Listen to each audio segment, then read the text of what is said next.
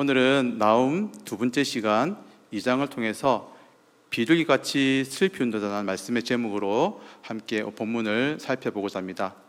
우리가 지난 시간에 나누었던 대로 이 나움서는 아수르의 수도 니느웨에 대해 주시는 말씀입니다.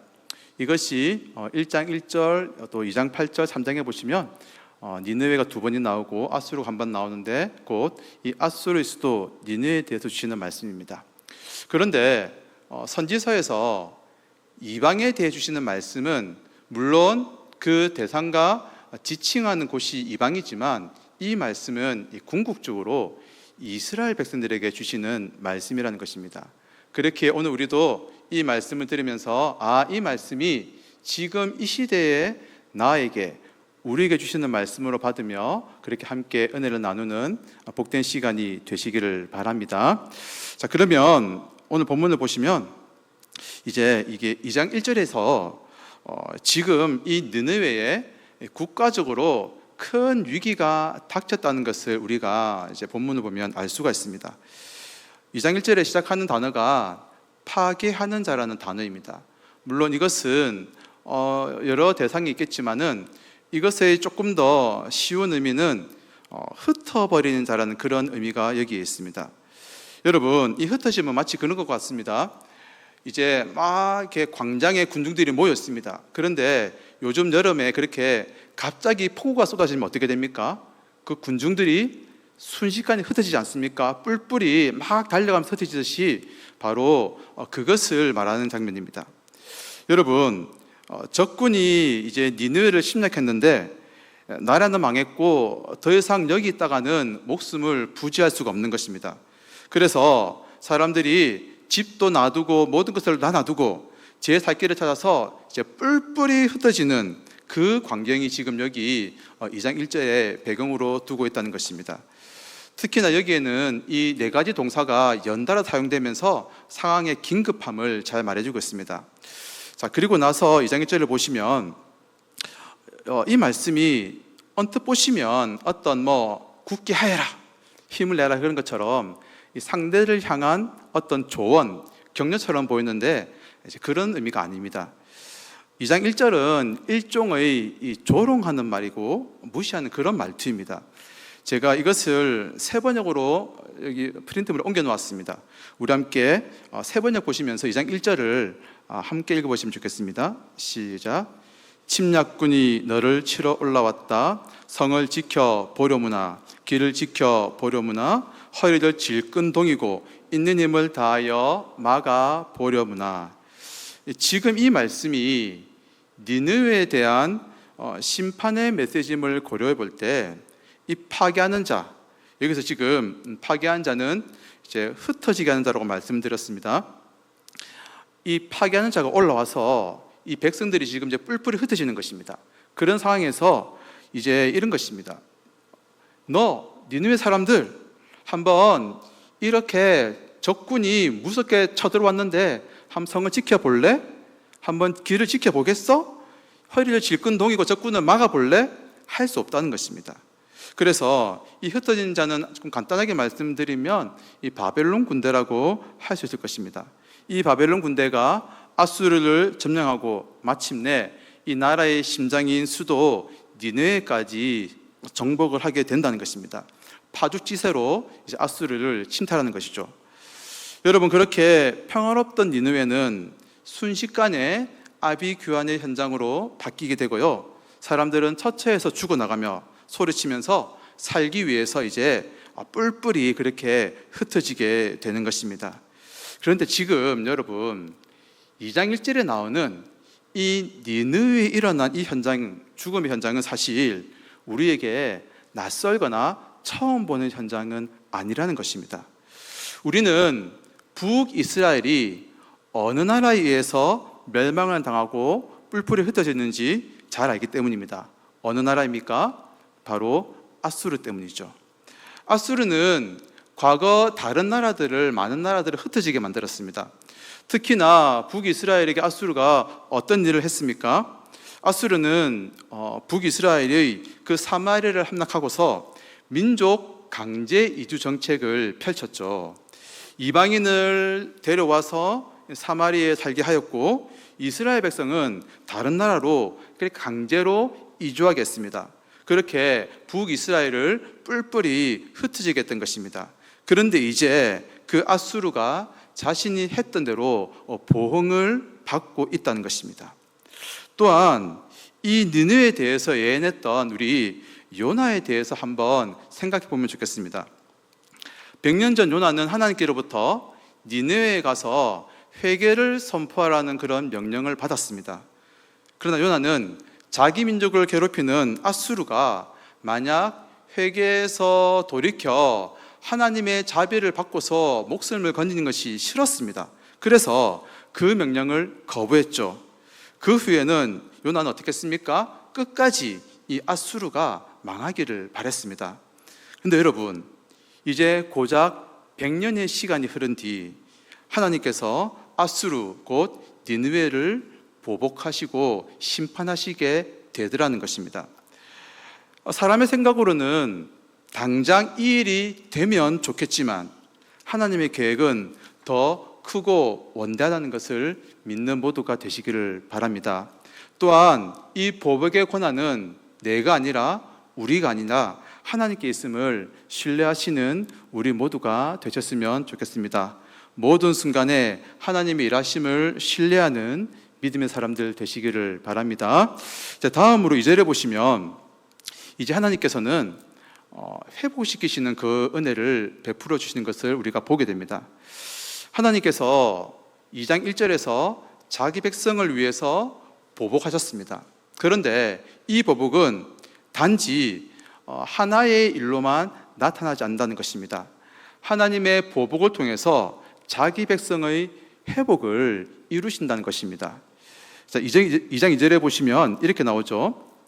여호와께서 야곱의 영광을 회복하시되 이스라엘의 영광 같게 하신다. 여러분, 여기서 야곱은 누굽니까?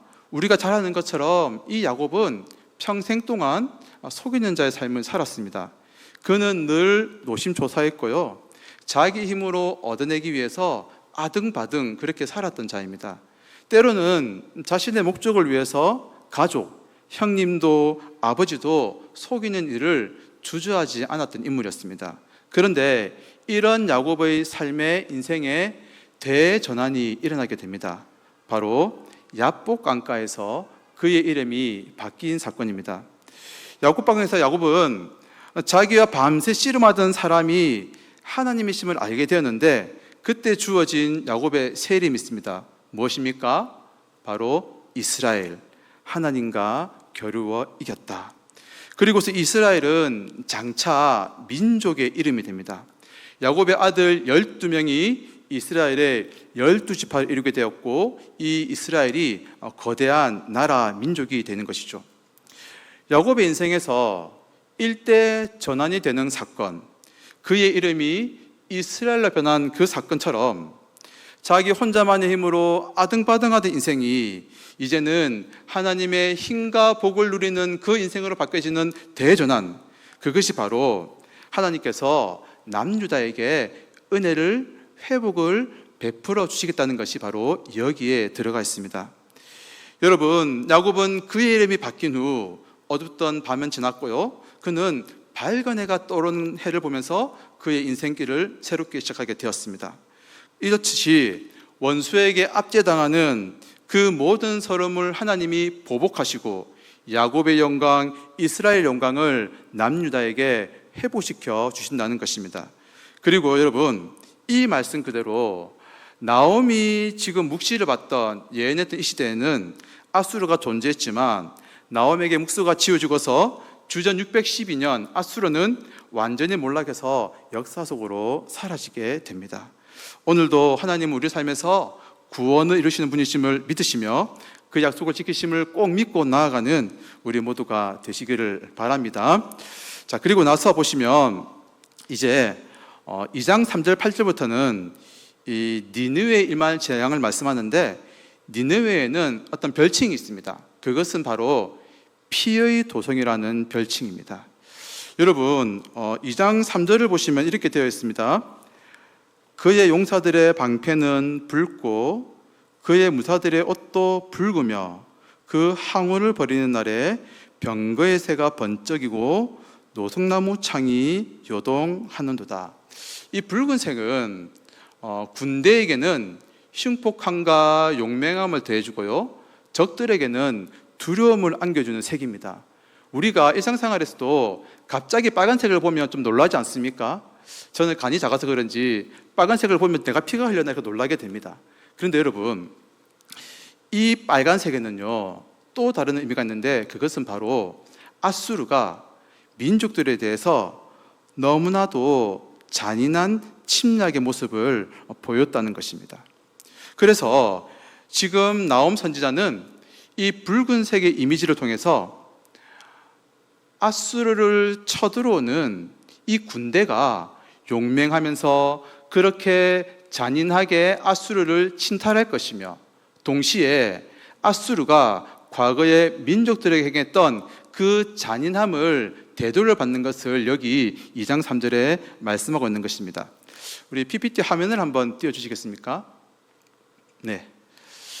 아수르 왕들이 전쟁 후에 이런 것들을 자랑하며 기록을 해놨습니다. 아수르의 니느웨가 피의 도상이라고 말씀드렸는데, 이 아수르가 얼마나 잔인했는지를 제가 한번 읽어드리겠습니다. 아수바니팔 2세, 나는 그들의 피로 온 산을 염색하니 마치 붉은 청같이 되었다. 나는 적들의 살가죽을 벗겨서 성벽에 쭉 깔아붙였다. 살마네셀 2세, 나는 도시 정면에 잘린 목들로 피라미드를 쌓았다. 어린 애들과 여자들은 불살라 없애버렸다. 제가 너무 잔인한 것들은 좀 읽기만 하고 적어놓지 않았습니다. 자, 사네립입니다. 나는 양을 잡듯이 그들의 목구멍을 절단해 버렸다. 아수르 바니팔, 나는 이 포로 적장에게 예리한 손칼을 그 친구 턱에 쑤셔 넣었다.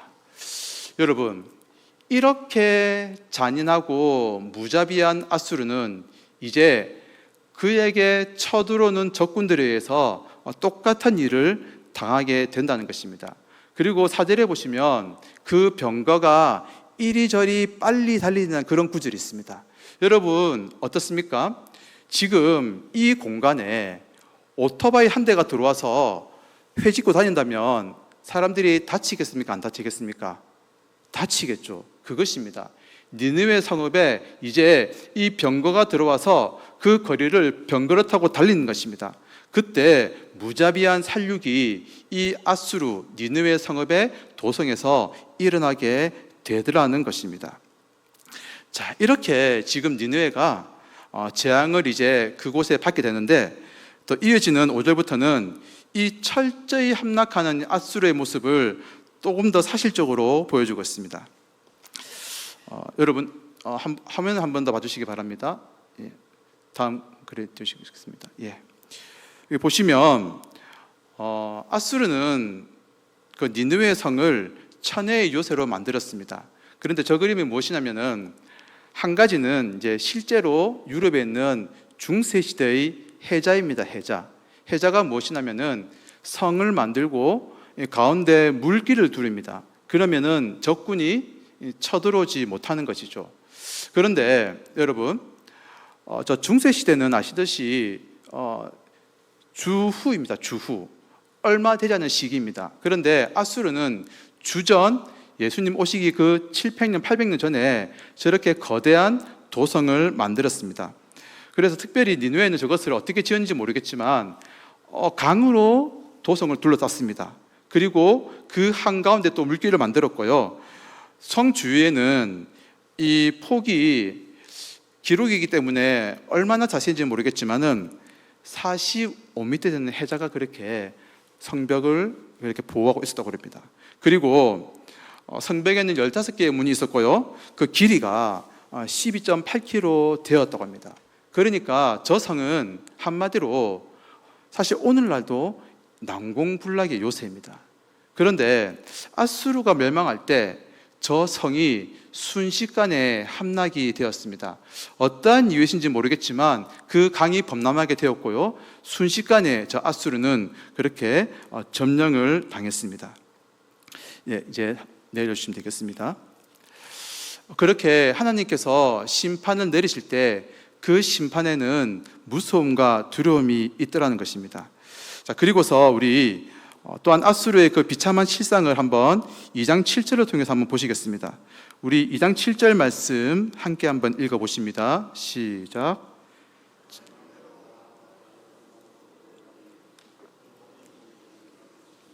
비둘기같이 슬피 우는도다. 예, 이 말씀에 대해서는 이제 크게 세 가지의 어떤 해석이 있습니다.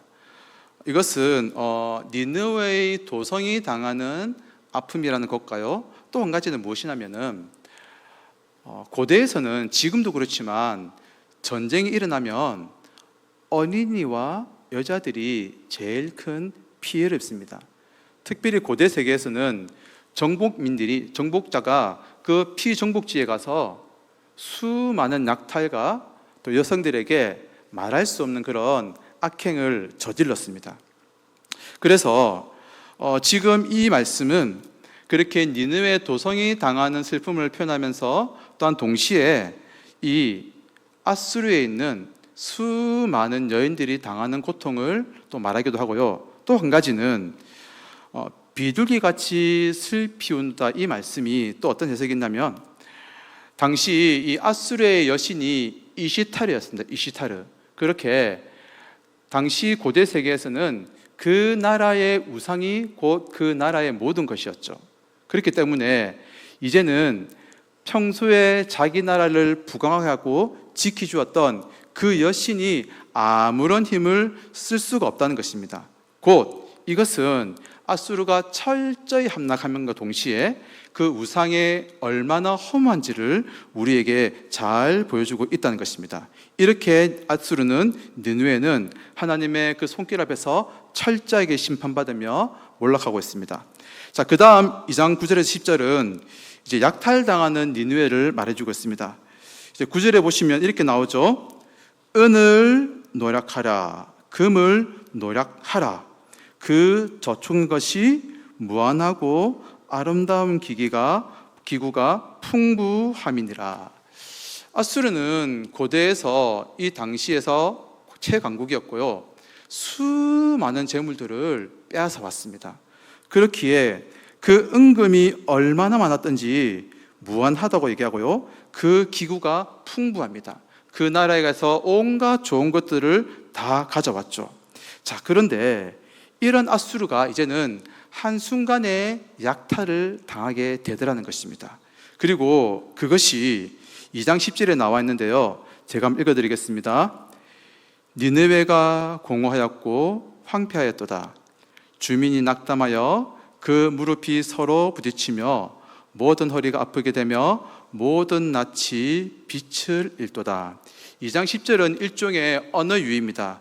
제가 적어놨는데요, 부카, 우메블라카, 그렇게 해서 어떻습니까? 한국어로 듣기에도 단어가 점점 많아지지 않습니까? 그러니까 아수르가 이제는 공허했다, 황폐하였다, 쇠약하였다. 이제는 아수르가 점점 더 최후에는 모든 것이 몰락하게 되는, 모든 재물을 다 빼앗기는 그 비참함을 이제 나홈 선지자가 알려주고 있습니다. 자, 그럼 여러분, 왜 나홈 선지자는 여기에 이제 아수르의 부가 뺏기는 장면을 기록했다는 것입니다. 여러분, 오늘 우리는 이 말씀을 통해서 부에 대한 우리의 태도와 생각을 돌아보게 됩니다. 우리 삶에 부는 재물은 필요합니다. 그러나 이 부가 우리에게 결코 제일의 우선순위가 되거나 전부가 되어서는 안 된다는 것입니까? 안 된다는 것이죠. 왜 그렇습니까? 여러분, 조금 전까지 우리는 아수르가 멸망당하는데 아수르에게는요, 세계 최고의 군대가 있었고요, 아무도 함락하지 못하는 천의 유소 속에 꽁꽁 그렇게 보호받고 있었습니다. 그런데 이제 무엇입니까? 그 아수르의 무수한 부와 재물도 이 아수르를 지켜주지 못하더라는 것입니다. 정말 죄송한 말씀입니다. 오늘 현대인들은 이런 말을 참 쉽게 합니다. 돈이면 다 되지. 이런 말들을 쉽게 합니다. 물론 거기에서 저나 여러분, 저는 모르겠습니다. 어쨌든 저도 자유롭지 못한 것 같습니다. 하지만 오늘 이 말씀은 우리에게 다시 한번 부에 대한 우리의 태도가 어떠해야 하는지를 알려주고 있습니다. 여러분, 아수르는 그렇게 세계 모든 나라부터, 여러 나라부터 재물을 빼앗았고요, 은과 금이 무한했고 기구가 풍성했습니다. 그렇게 왕궁과 나라 곳곳에 무수한 재물이 아수르에 있었습니다. 하지만 하나님의 심판이 임할 때 그 재물이, 그 무수한 돈이 아수르를 지켜주지 못하더라는 것입니다. 그래서 우리는 바알 서다가 준 이 말씀을 다시 한번 마음에 새겼으면 좋겠습니다. 디모데전서 6장 17절 19절 말씀을 제가 한번 조금 길지만 읽어드리겠습니다. 내가 이 세대에서 부한 자들을 명하여 마음을 높이지 말고 정함이 없는 재물에 소망을 두지 말고 오직 우리에게 모든 것을 후히 주사 누리게 하신 하나님께 두며 선을 행하고 선한 사업을 많이 하고 나누어 주기를 좋아하며 너그러운 자가 되게 하라. 이것이 장래에 자기를 위하여 좋은 터를 쌓아 참된 생명을 취하는 것이니라. 아멘. 사랑하는 여러분, 이 땅의 부는 결코 영원할 수 없다는 것을 기억하시기를 바랍니다. 또한 그 부가 우리의 참된 생명을 보장해 주지 못하는 것도 마음에 새기시기를 바랍니다.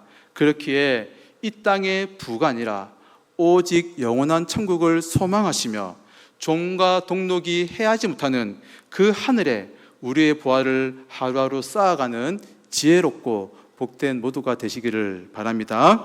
자, 그리고 나서 이제 2장 11절 13절은 이 니느웨의 멸망을 사자에 비유해서 우리에게 생생하게 전달하고 있습니다.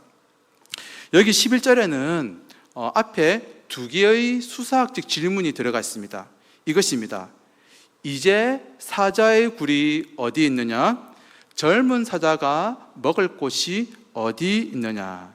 이것은 나훔 선지자가 한때 아수르가 누렸던 힘과 그 용맹을 조롱하는 말이죠. 여러분, 아수르의 왕들은 이 자신을 사자에 비유하기를 즐겼다고 합니다. 그래서 나는 사자만큼 용맹하다, 위험이 있다, 그렇게 자신을 뽐냈던 것이죠. 또한 이 아수르에서는 이 여신 이시타리가 암사자로서 또 나타났다고 합니다. 자, 그런데 하나님은 그렇게 나는 사자처럼 용맹하다는 아수르 왕들에게 하나님의 심판을 선언하십니다. 어떻게 선언하십니까? 이제 사자의 굴이 어디 있느냐? 젊은 사자가 먹을 것이 어디 있느냐? 여러분, 사자에 대한 그 이미지가요, 먼저 결과가 나오고 11절, 12절 후반부에 보시면 왜 그런지에 대한 이유가 나온다는 것입니다. 즉, 과거에는 네가 그렇게 움켜쥐으면서 모든 것을 빼앗았고 그렇게 동물을 찢었다. 그런데 앞부분에 두 가지 질문이 무엇이었습니까? 수사학적 질문. 그런 사자의 굴이 어디 있느냐? 그런 젊은 사자가 먹을 것이 어디 있느냐? 이 말이죠. 여러분, 혹시 동물의 왕국이라는 그런 프로를 아십니까? 예, 감사합니다. 아유, 저도 젊습니다. 죄송합니다. 20대, 30대 우리 청년들은 이 동물의 왕국을 모르더라고요. 근데 알아주시니 감사합니다. 여기 보면 동물의 왕국에서 아프리카 초원이 나옵니다. 그 아프리카 초원에 보면은 다양한 동물들이 있는데 육식동물, 초식동물들이 막 뛰어다닙니다. 그런데 거기서 육식동물 중에서도 하이에나 같은 그런 작은 동물들은 조심하면서 눈치를 보면서 막 살금살금 다닙니다. 하지만 여러분, 언제나 보아도 그 수많은 동물 사이에서 느긋하게 앉아서 잠도 자고 아무 경계도 하지 않는 유일한 동물이 있습니다. 어떤 동물입니까? 바로 사자입니다. 동물의 왕 사자이죠. 이렇게 사자는 동물의 왕으로서 다른 동물들을 두려워하지 않습니다.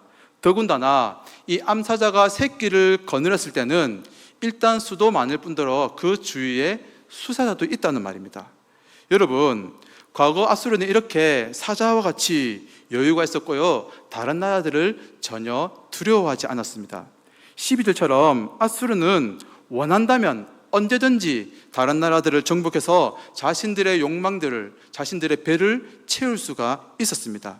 특히나 이 12절은 사자가 초식동물을 사냥하는 모습을 아주 생동감 있게 표현하고 있습니다. 움켜쥐고 사냥한 동물들을 이빨과 그 날카로운 발톱으로서 찢어버리는 그런 장면들을 잘 보여주고 있죠. 이렇게 사자처럼 다른 나라와 피종목민들에게 용맹을 떨치고 두려움을 안겨주던 그 사자와 같은 아수르가 지금 어떻게 되었다고 합니까? 이제 사자의 굴이 어디 있느냐? 젊은 사자가 먹을 곳이 어디 있느냐? 사자가 거처하는 굴이 사라졌습니다, 여러분들. 더 이상 사자가 없기 때문이죠. 또한 이 11절의 젊은 사자는 쉽게 말해서 새끼 사자인데요, 새끼 사자도 먹이를 먹지 못합니다. 곧 먹을 것 자체에 대한 말이 되겠지만, 동물이 먹이를 먹지 못하면 어떻게 됩니까? 죽게 됩니다. 결국 대가 끊기는 것입니다. 더 이상 아수르의 왕들이 배틀리지 못하면서 이 아수르가 완전한 멸망을 하게 될 것을 결론적으로 이야기하고 있다는 것입니다. 여기서 우리는 참 중요한 교훈을 얻게 됩니다. 어쩌면 오늘 우리에게도 이 세상의 권력자들 그리고 물질들은 우리에게 사자와 같은 그런 두려움의 대상입니다. 우리는 참 많은 것들을 두려워하죠. 저도 그렇습니다. 하지만 우리 예수님은 이렇게 말씀하셨습니다. 마태복음 10장 28절을 읽어드립니다. 몸은 죽여도 영혼은 능히 죽이지 못하는 자들을 두려워하지 말고 오직 몸과 영혼을 능히 지옥에 멸하실 수 있는 이를 두려워하라. 아멘. 그렇습니다. 우리가 두려워해야 할 분은 오직 하나님 한 분뿐이심을 믿습니다. 그래서 이 구약의 아모스도 하나님을 사자로 비유합니다. 오직 하나님만이 용맹과 힘과 두려움의 대상이 된다는 것을 선포하고 있다는 것이죠. 사랑하는 여러분, 우리가 몸은 죽여도 영혼은 능히 죽이지 못하는 자들을 두려워하지 않기 바랍니다. 오직 몸과 영혼을 능히 지옥에 던질 수 있는 분, 그리고 우리의 힘과 능력의 구원 되시는 그 하나님만을 두려워하고 사랑하는 우리 모두가 되시기를 바랍니다. 이제 나홈 선지자는 그래서 이 강대한 아수르가 왜 이렇게 처참하고 비참한 몰락의 길을 가게 되었는지를 이제 결론적으로 제시하면서 2장의 예언을 마치고 있습니다. 우리 13절 말씀 함께 한번 읽어보십니다. 13절입니다. 시작. 만군의 여호와의 말씀에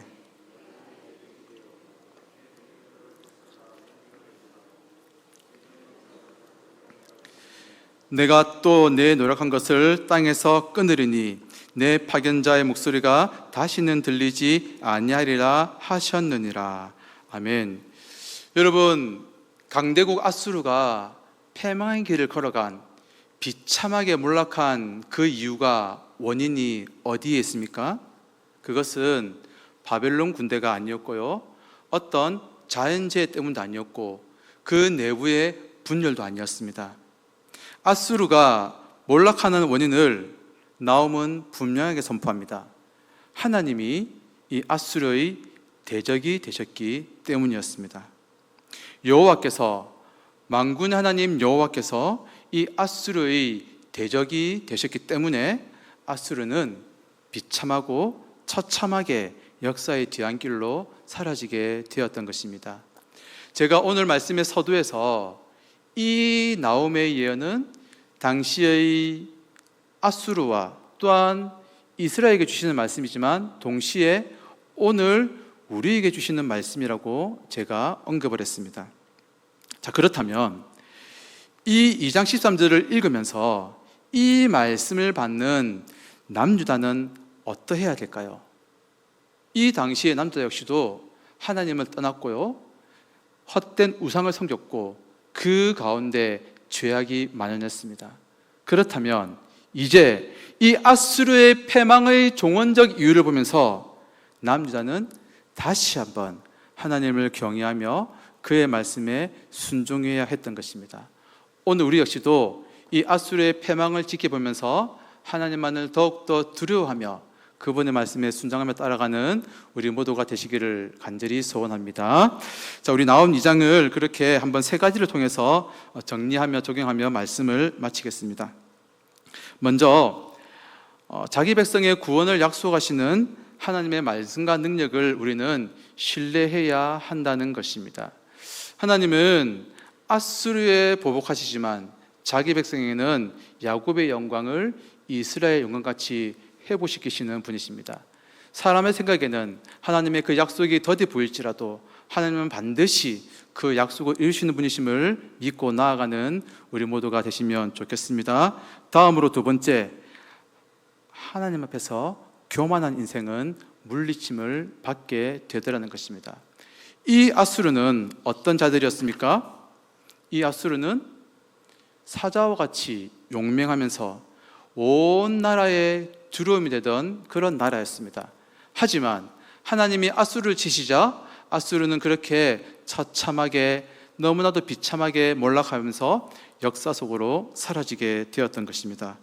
우리는 이 모습을 지켜보면서 하나님 앞에서 겸손한 모습으로 천국 백성의 은혜를 누리는 우리 모두가 되었으면 좋겠습니다. 그리고 우리는 이제 이 말씀을 마지막으로 우리에게 한번 적용하면 좋겠습니다. 그것은 온 세상의 주권자이신 하나님께서 자기 백성에게 원하시는 모습을 기억하자는 것입니다. 그 모습이 무엇입니까? 우리 미가서 6장 8절 말씀 함께 한번 읽어보십니다. 시작.